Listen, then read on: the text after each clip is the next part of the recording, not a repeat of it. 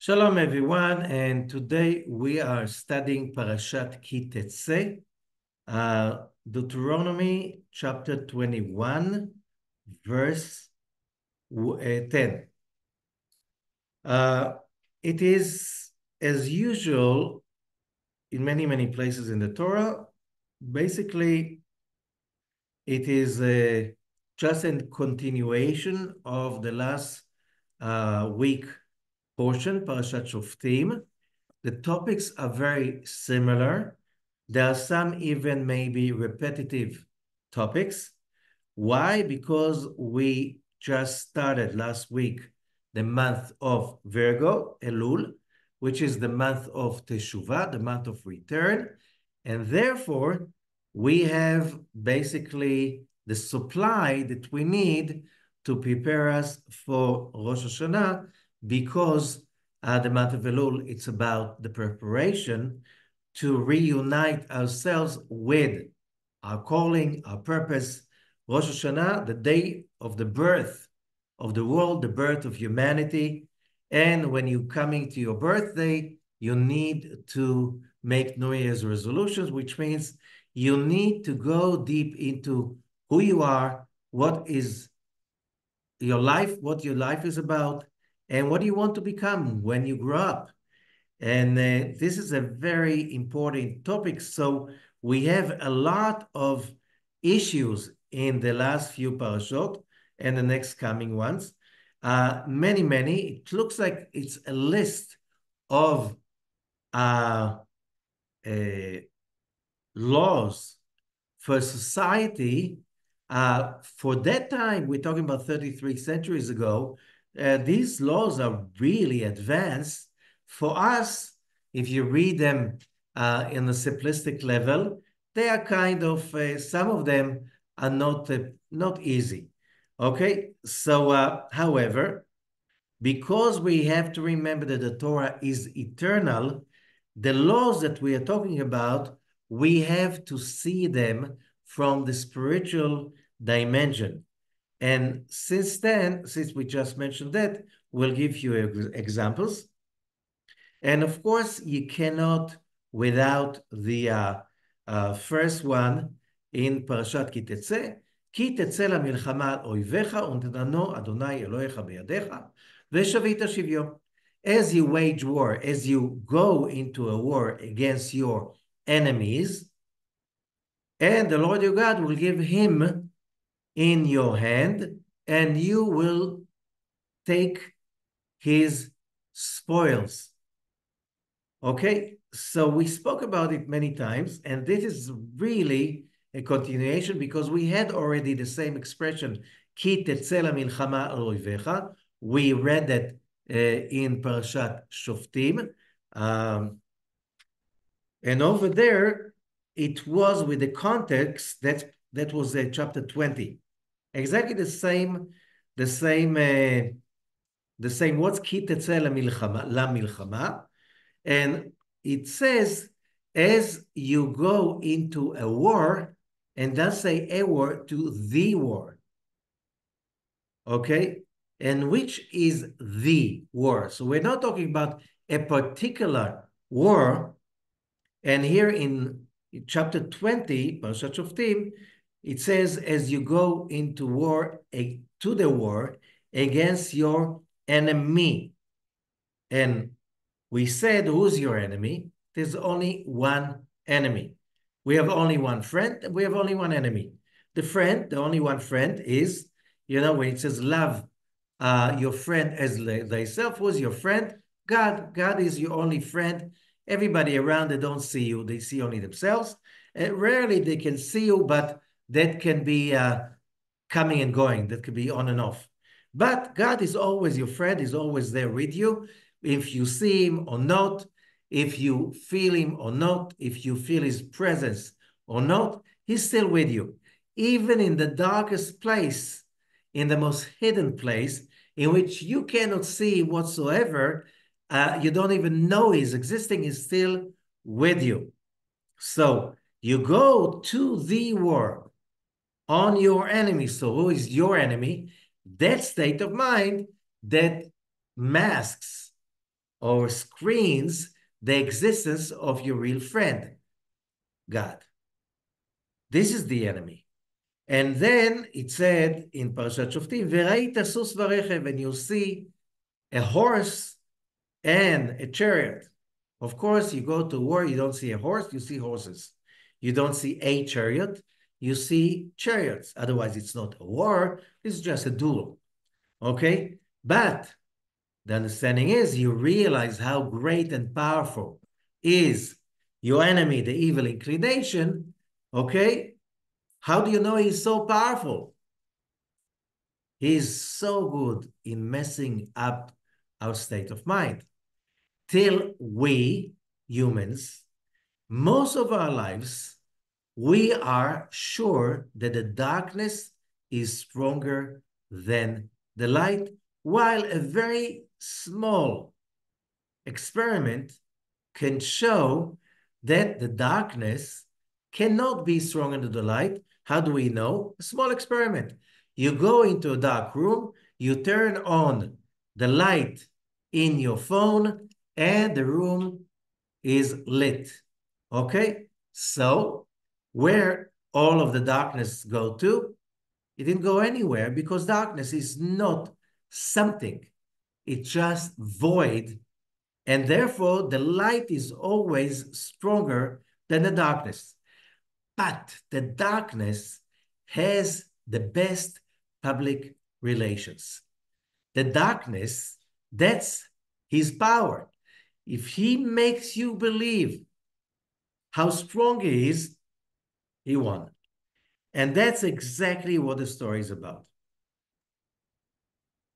So as you go to the war against your enemies, plural, ונתנו Adonai Elohecha be'adecha, and God your Lord will give him, single, in your hand. Which means we go into a war and we think that the war is health, the war is depression, the war is high blood pressure, the war is obesity, the war is loneliness, the war is financial issues. We have a lot of enemies, a lot of enemies. The war is against all kinds of people, horrible people that always try to distract, to oppose, maybe to subjugate, to control, to take what you've got, to steal it away. But then when you really go into the war, something amazing is happening. And the Lord your God will give him into your hand. And you'll take his spoils in his captivity. It does say you take from him spoils. It say his spoils, which means in Hebrew, veshavita shivyo, you take from him what he took into captivity. What is that he took into captivity? So understanding that, and I'm just basically, because let me just explain something. I'm going into the, people can ask, how did you come to this idea? It says, you go into a war against your enemies, okay? God is going to deliver you a victory, and you take people into captivity. And verse 11, and you see in captivity a beautiful woman, and you want her. You have passion for her, and you should take her as your wife. And all the commentators are like, whoa, how could you do that? This is not acceptable. So they're trying to explain it. Okay, the Torah is not so much for it because it's like, but this is all on the simplistic level. And Rashi, the great commentator, is basically saying, giving us a hint. On verse 11, and you should take her as your wife, לא דיברה תורה אלא כנגד יצר הרע. What the Torah was talking is about the evil inclination. That's what Rashi is saying. He's not the only one who's saying that, but another commentator is simply saying exactly what I didn't invent what I'm saying. I took it from him. The Kliyakar, another very famous commentator, and he's saying the one, you go into a war and you have to understand. It looks like the war is against all kinds of enemies. That's why it's starting in plural. However, there's only one war.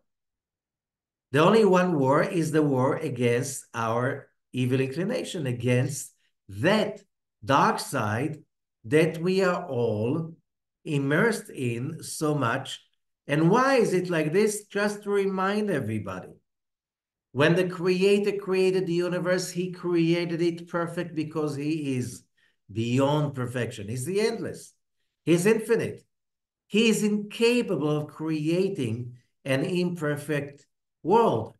However, he created us also with the utmost perfection, each one and one of us. What's the problem?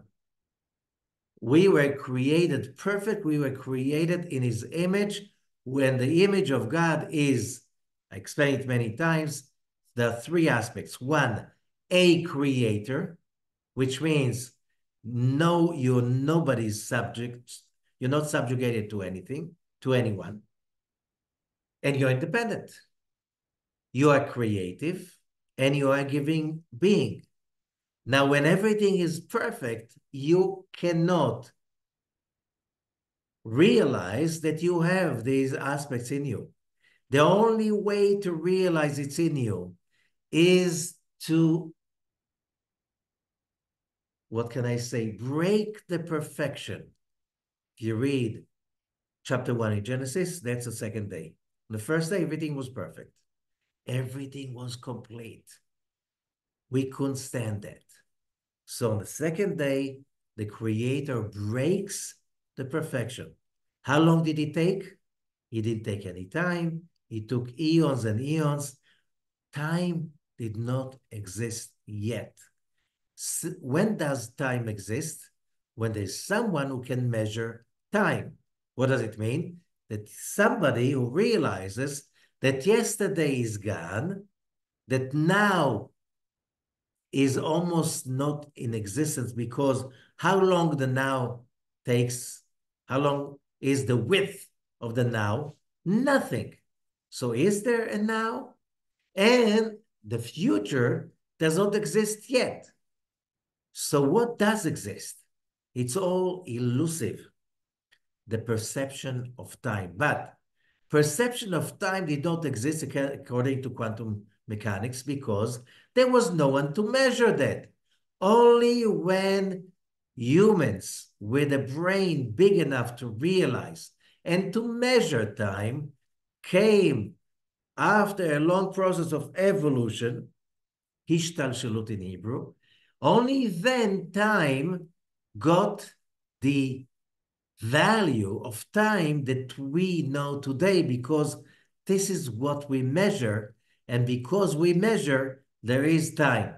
Now, I don't want to go into an argument about it, but if you understand that idea that consciousness, witnessing an event, has huge influence on the nature of the event. If you're a scientist, you know what's a double-blind test, okay? Which means it's all about consciousness. But if there's no one to measure time, is there really time? We have to question ourselves. And the answer will be very clear. Time did not really exist the way we know it, or it started to exist only when we started to know it as we know it when a human consciousness came. And that means that the way you measure reality, okay, we're talking about the double-blind test in science, the way we measure reality, that's how reality becomes. And that's basically what this parasha is about. So the parasha is talking about, first of all, you go to war against your enemy, God will deliver him into your hand. First thing, the question is, do you dare to wage war against your enemy? the only one single enemy. The dark side that each one of us has, this is the only enemy. Other people are not enemies. They are, sometimes they are challenging, but people start to realize calling them enemies is not very productive. But calling them competitors, calling them challenges, oh, this is something else. Why?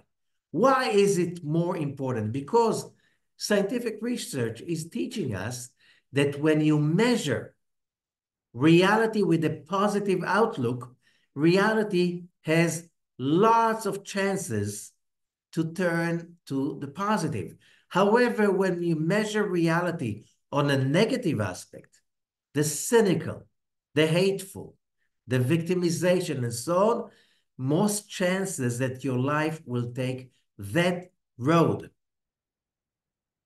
So this is why the Zohar jumps all over the different stories and the different laws mentioned in the Parashah, and he goes directly into the most important.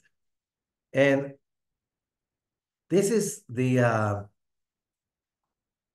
story on the simplistic outlook. You can read that in Deuteronomy 22, verse 13. Ki yikach ish isha uva elea usnea.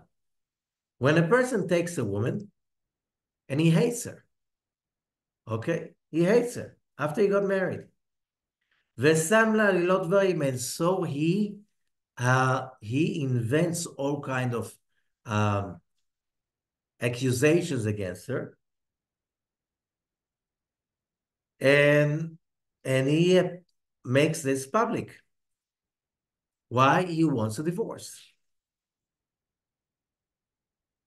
Now, I want to make it short, because if the parents have a proof that his accusations were wrong, were a lie, then he should be punished. And the verse is in Deuteronomy 22, verse 19. Ve'anshu oto mea kesef, that should punish him 100 silver coins. Ve'natnu lavi hanara, and they should give it to the father of the girl. Ki hotzi shem ra al betulat Israel, because he badmouth the Virgin of Israel. What is the Virgin of Israel? That's a problem, because it's almost impossible to translate it. The word betulat Israel is very simple. We're not talking about a person, individual, young, adult woman. No, we are talking about a concept that is called betulat Israel.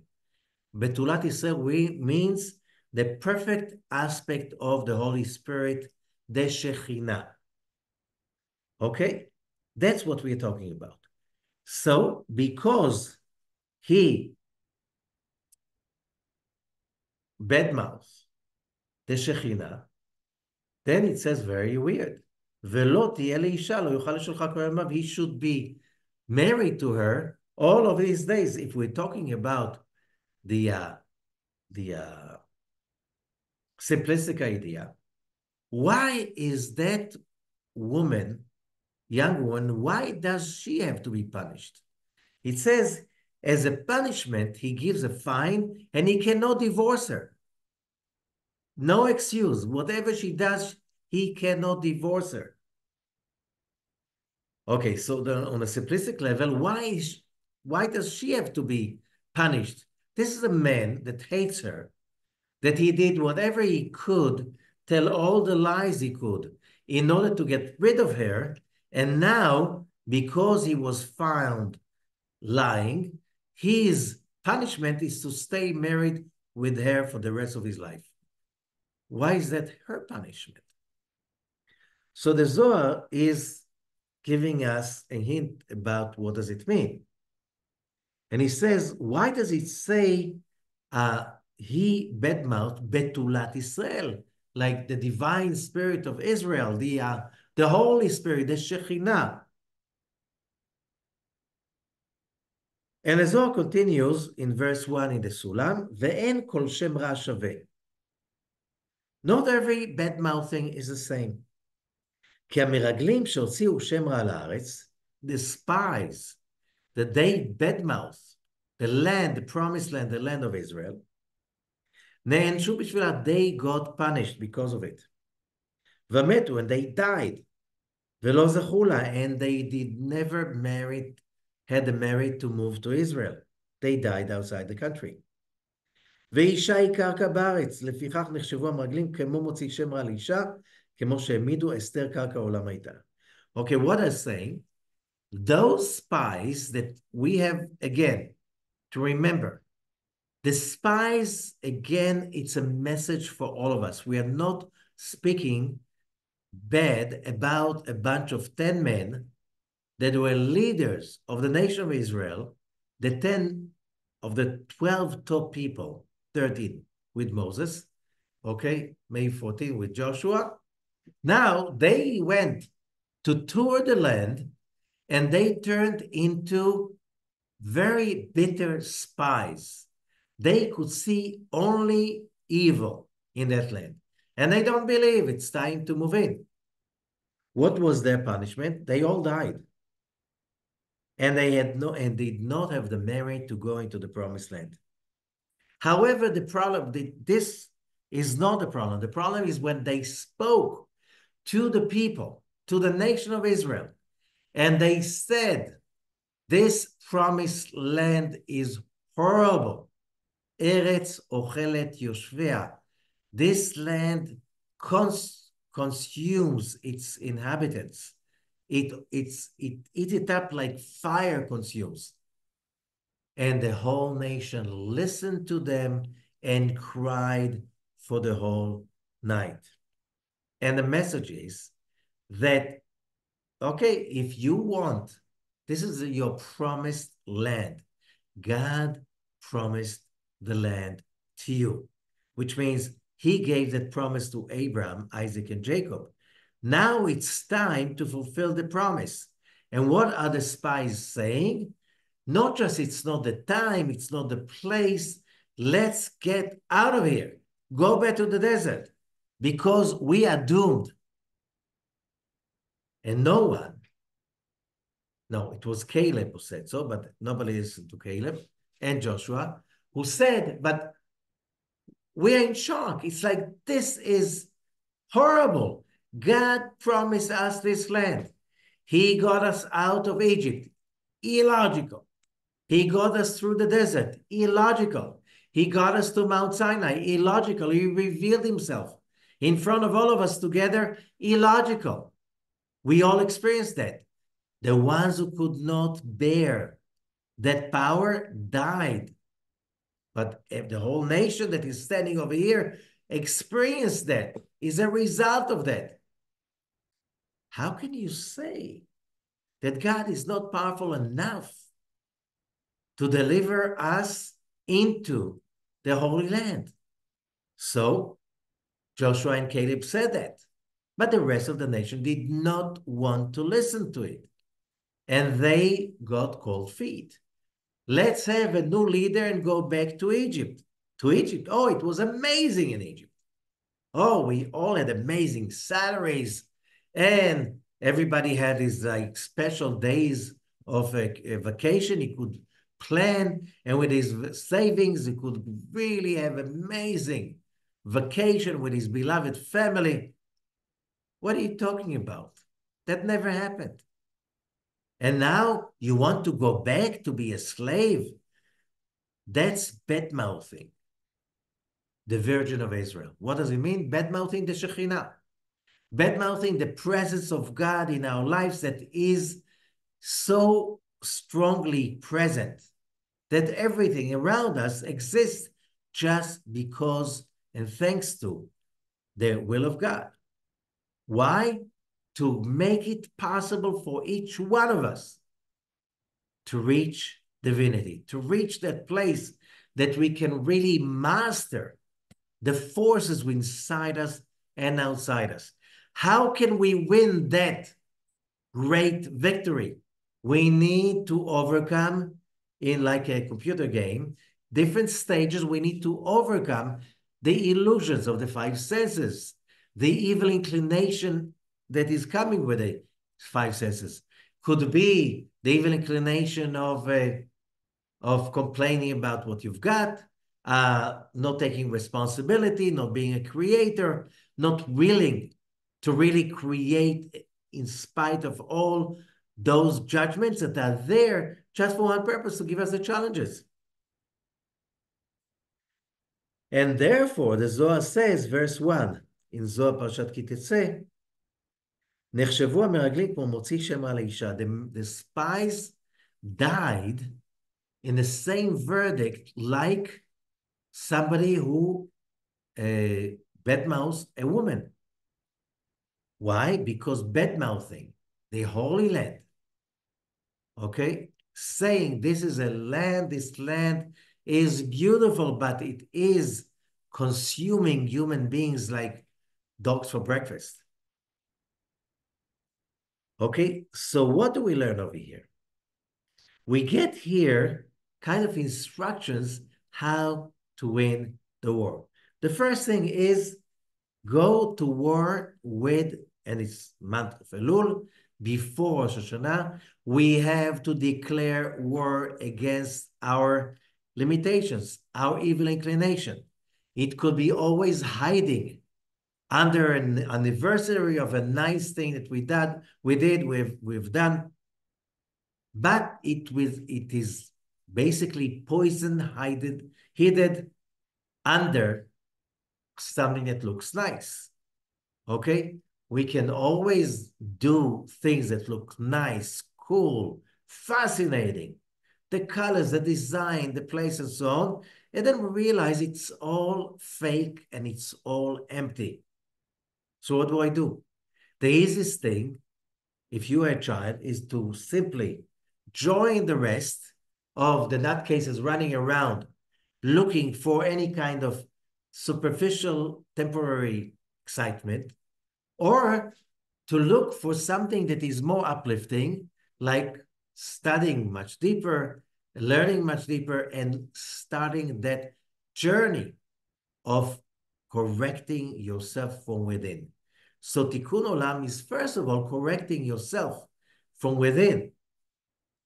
And how do you do that, says the Zohar? The first thing is to realize that nothing around that is happening is really evil. Whatever happens is somehow part of God's plan. And if all plans lead to the same point, which means the revelation of the Creator and the Messianic era, in which every human being will have its own epiphany, and you will be able to see that with your senses, and you'll be able to experience that as more real that you experience life today. When you reach that place, you realize that the first and the most important condition was to wage war against that enemy that is hiding behind nice words, behind all kinds of polite words, okay? But basically, if you listen carefully to what he's doing, he's trying his best to challenge us. So instead of uniting with our peers, we'll compete with them. We fight them. We see them as a threat. Instead of cooperating and learning their wisdom, so together with your wisdom, you can reach something like a fusion of something much wiser, much more open, much more successful, because you created it in a process in which you believed in the good. You had total full faith in the good. And that's why the Zohar continues, verse 3 of Parashat Ki-Tetse. Aval Chachamim, however, alas, wise men, אוי לאלו שאוכלים תבן ושיבולים של התורה. Woe to those who eat the hay of the crops, which means Rabbi Shimon Bar Yochai, in another place, it makes it more simple. It's like if you don't study Kabbalah and you're not really delving into the spiritual inner dimension, so you do your best. God will do the rest, but the question is, do you really do your best, or you don't have, or we don't have the same definition of your best, which means you're very, very strict about how to perform the mitzvot properly, exactly by the law, but you forgot one very crucial thing. Why is it the mitzvot are so important? And we learn. That's in the where it says this, I was just saying,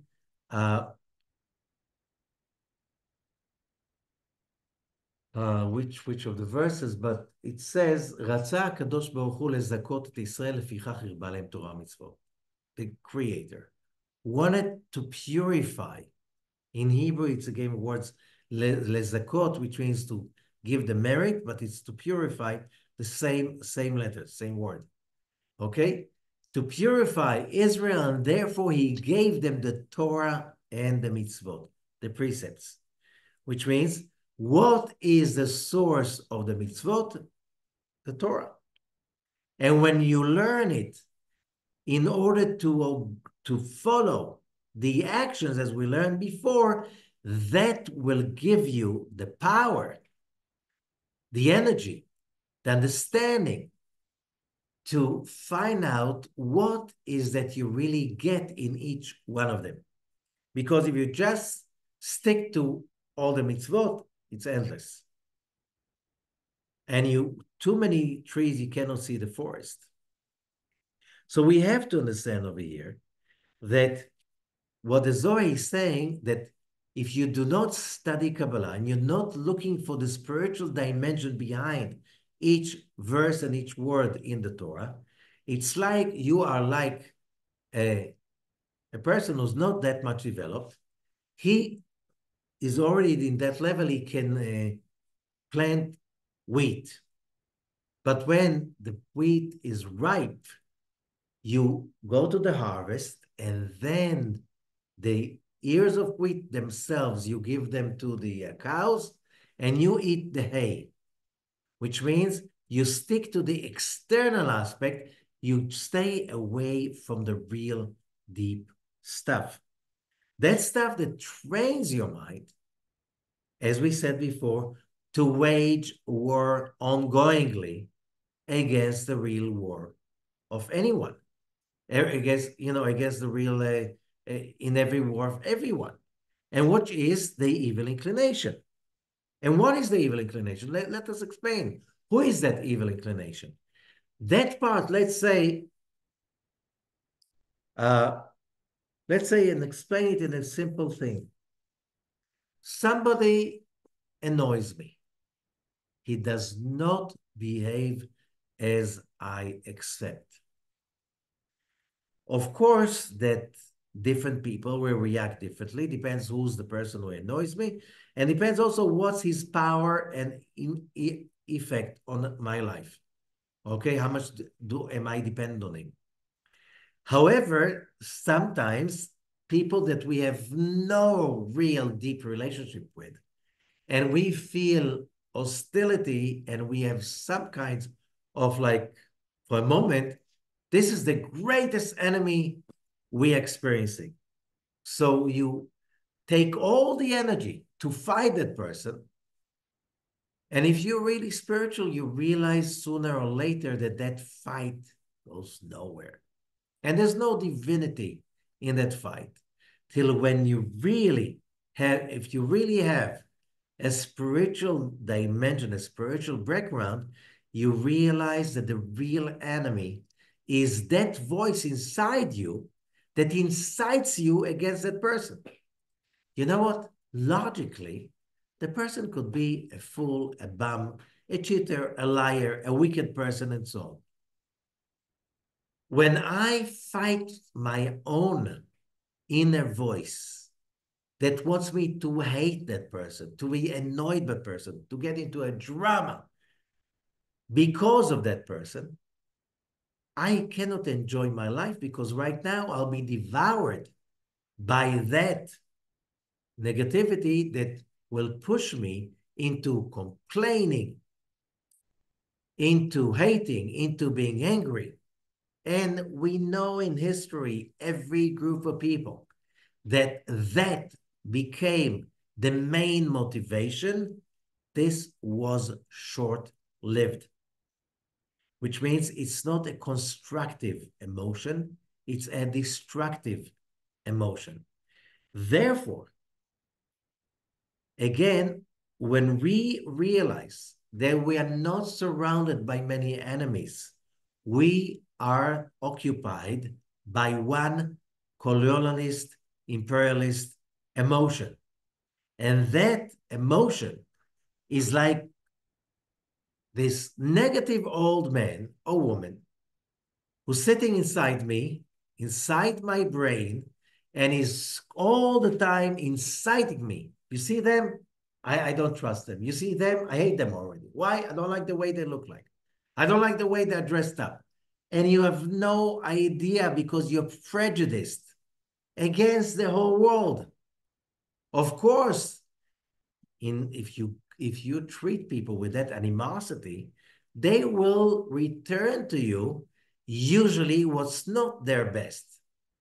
So who ignited that ugly way of behavior? I did when I treated the people around me not with respect and honor. So this is basically to explain those verses of the Zohar. This is to explain to us that when we really get poor, that's verse 4, when we really get poor, which means we are learning, maybe we're learning Torah, but we're learning that aspect that is so superficial that, you know what, from my own experience, people who study, there's so many issues dealt with by the Gemara, by the Talmud, by the commentators, that if you are not occupied and studying, you're not training yourself to study Kabbalah, sooner or later, we're talking about in the 21st century, people are starting to say, this is annoying how primitive and illogical it is. But if you don't know the Kabbalistic understanding, of course you want to understand. Why do I have to do this and why I have to do this? And why should I do that and why should I do that? So to make things short, what the Zohar is saying is like this, verse 11. Not every bad-mouthing is the same. Bad-mouthing is horrible, but is more terrible than that. The spies, they bad-mouth, the land of Israel, the promised land. This is terrible. Okay? Because whoever is bad-mouthing the land of Israel, it says about the spies, they got hurt in their bodies and they died because of their own sins. However, but whoever is bad-mouthing the Shekhinah, the divine presence, the presence of God in this physical world, in every split atom, every particle, okay? That he sustains every aspect in the universe, okay? Whoever is bad-mouthing the Shekhinah, of course, they're being plagued in the soul level, but whoever is bad-mouthing the Shekhinah, saying, oh, why wasn't I protected? at that moment. Why did I suffer that moment? Where is God? Where was God? Where was the Shekhinah protecting me? And the answer is you disconnected yourself from that, and therefore you couldn't get the benefit. You broke the contract. And now when you're not comfortable, you want the contract to be expressed. You can't do that.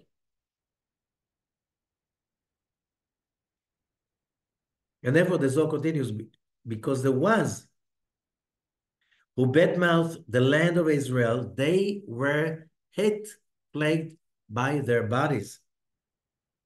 But whoever gives a bad mouth to the Shekhinah, which means bad mouthing the Shekhinah means those people, those losers, go around and always say, you see what? There's no justice. You see, everything is mean. Everything is upsetting. Everything is terrible. It's all a drama. And if things happen smoothly, positively, that's a problem. It's too good to be true. This is bad mouthing the Shekhinah. This is bad mouthing the divine presence, the presence of the Creator in His creation. Hanshama shelo mukah. Then it's not that your body is going to be plagued. Your soul, most deepest force, will be plagued. However, who is going to be plagued? The ones who know this secret.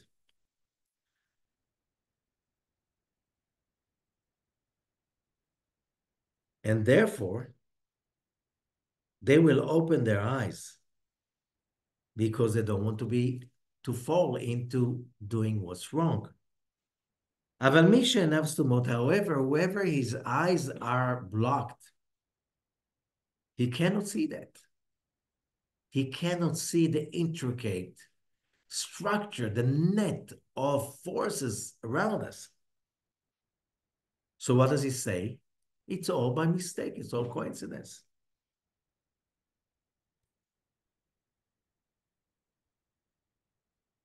This is bad mouthing.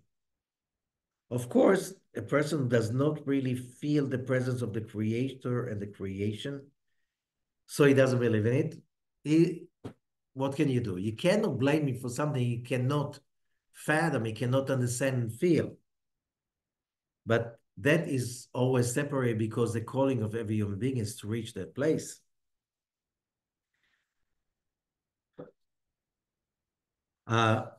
To conclude, but there is something very powerful that is said over here. In verse 16, there is a mentioning of a legend that says that Abraham, the patriarch, before he passed away, God gave him a present, a daughter, to raise her in his sake. And because Abraham observed that girl, she's considered to be his daughter. Zeu shamu, that's what it says. Bat hayta leAvraham uvakol shma. It says, and God blessed Abraham in everything. Bakol. And some sages say, no. What did they say? Bat hayta lava uvakol shma. Abraham had a daughter. Her name was Bakol. Everything. Which means, uva kayam kol haTorah kula.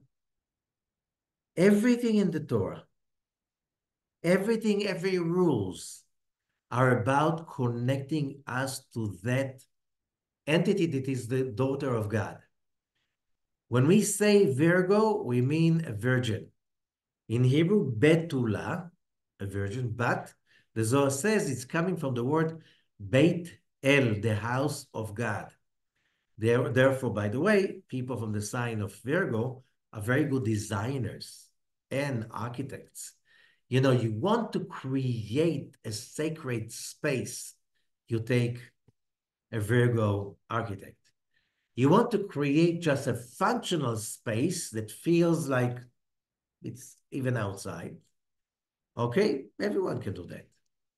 The whole thing is how to create a space that feels divine, that gets you closer to the Creator and to his awesome creation. Okay, so to continue that, then comes the Zohar and gives us a secret.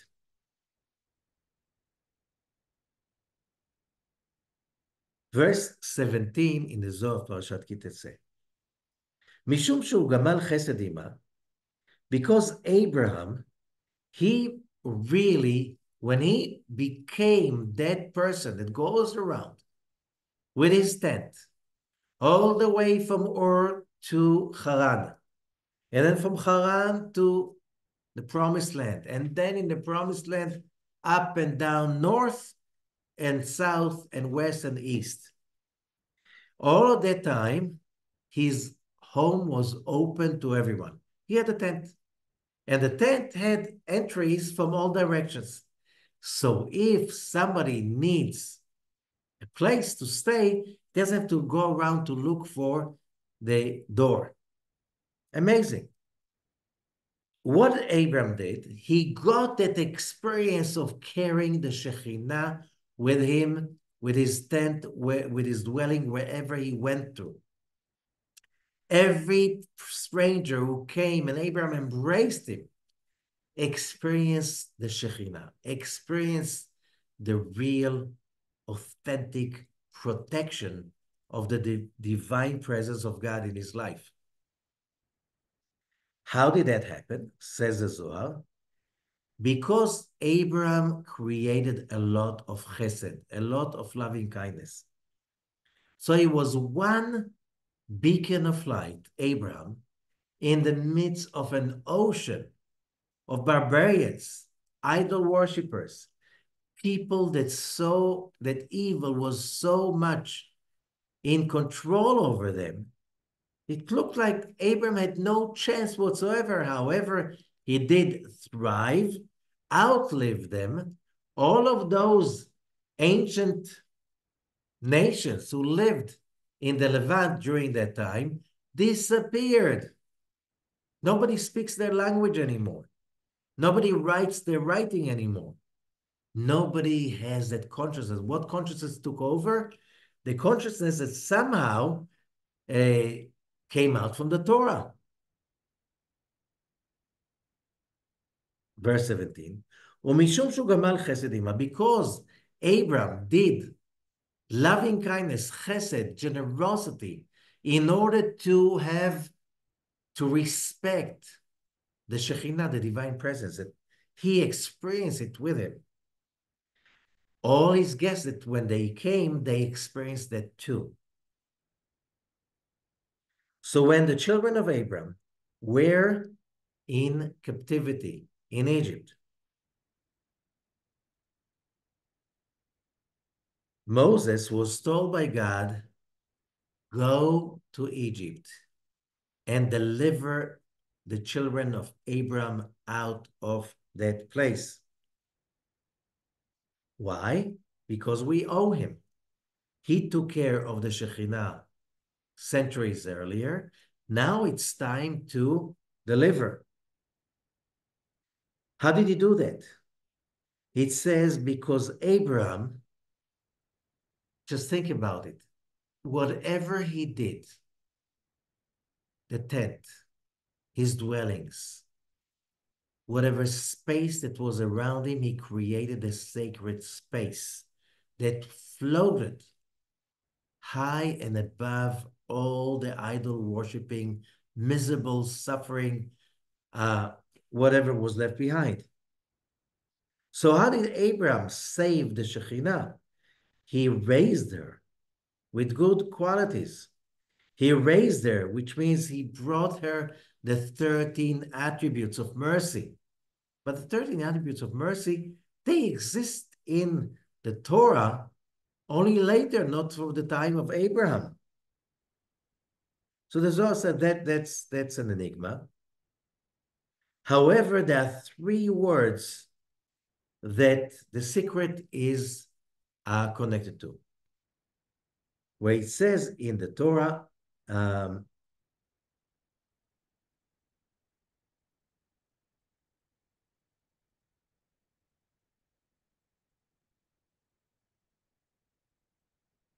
it's in the prayer, but it's like three words that we should embrace in order to create a sacred space around us that invites the presence of God into our midst so we can have awe because we feel it's so awesome, and that will elevate us to higher states of consciousness.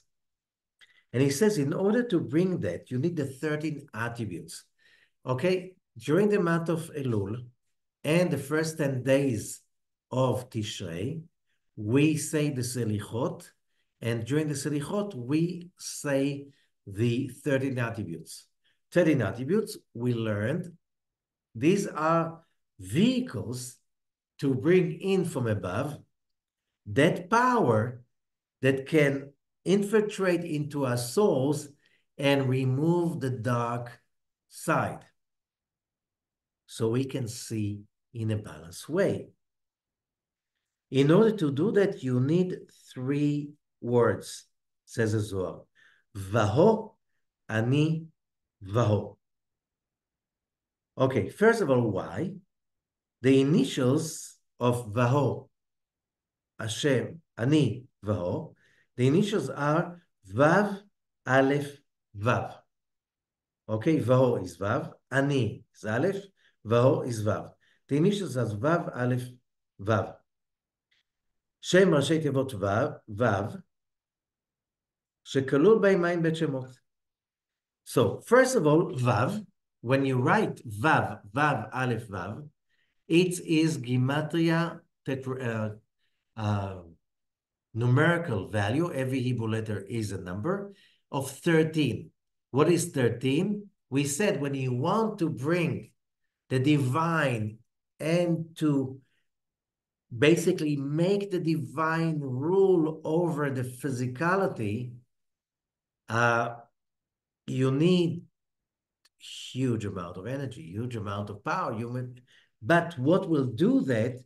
You have the 13 attributes, and that's why during the Selichot and Yom Kippur, we say the 13 attributes a few times every session. It is to draw 13 paths of light that are so high into our world so they can dissolve the negativity and the darkness and the trouble and create a new reality. So but the question is, what is Vav Ani, Vaho Ani Vaho? So if we go to the 72 names of God, the first one of the 72 names is Vaho. The middle one is Ani. So you have Ani, you have Vaho, Ani, Vaho. And this is, and that should be, the Zohar says, numerical value 72. How 72? Ani is 61 plus 12, that's 73, plus 5, 78. Okay? So when you say Ani Vaho, this is 78. It's not 72. It is 78.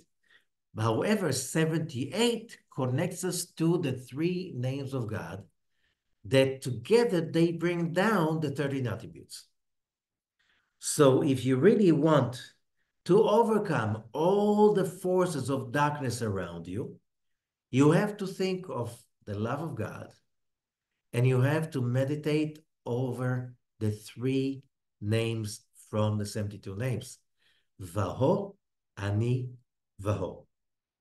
that will give you the power to overcome the negativity around, because all of that negativity that we experience nowadays around the world, when we see that the threat for all the achievements of humanity, what are the achievements of humanity? If we go 100 years ago, 200 years ago, 1,000 years ago, life today is so much better for the common person, which means the access to medicine, the access to knowledge, the access to power, the social mobility, equality like we never had before. Oh, yes, of course, there are very, very rich people and there are very, very poor people still, but the social mobility is so much greater than in the past. Still, it could be somebody who grew up in a very, very, you know, common, not special family, open a startup in high tech and so on, and become a multi-billionaire. You know, all of these great billionaires that we have today, or trillionaires, it's based on high tech. They didn't come from a clan of very, very rich families. No, that's social mobility. So, of course, today, the equality, the respect that people experience in the public space. However, we can see huge threat for that. We see that the religious intolerance, we see it in all kinds of hatred and dictatorship, tyranny, and you see how they use the free society in order to make it crumble. Those are the forces of evil still today. Those are the forces that force us, say all the time that it has never been so terrible like today. No, it has never been so good. Yes, there's a lot of trouble. Still, you can find in the street a lot of nice people. You have media that is bad mouthing. And if you feel that somebody, a journalist, a person of clergy, uh, somebody who they say is spiritual leader, whatever, and they make and they tell you bad mouthing, the creation, trying to get you a negative attitude towards society, life, and reality, stay away, because reality is following your attitude. So carving that attitude of benevolence, of loving kindness. And here we have the Zohar saying, use the names Vav, Vaho, Ani, Vaho. Use that, and the secret is huge. It will take us, especially nowadays, to a place in which we can control our environment and turn it into a positive, sparkling, shining haven. And that is our job in this world. And this is when we're talking about the World War III. And the World War III is a war from house to house, from home to home. And the war is that you, each one of you, should be an ambassador of love and kindness, and inject that energy, inject that presence of the Shekhinah in the place of work, at home, everywhere you are. You do that, you see, and that is the basic of waging war against the enemies. There's only one enemy. That enemy that tries to make us think that everything is lost, everything is negative. There's no use for trying, for making the effort. This is the only enemy. Oh, it has many faces. High blood pressure, obesity, depression, economical problems. Basically, there's one who runs the show. The Creator Almighty is the only one. Now, the show is for us so we can simply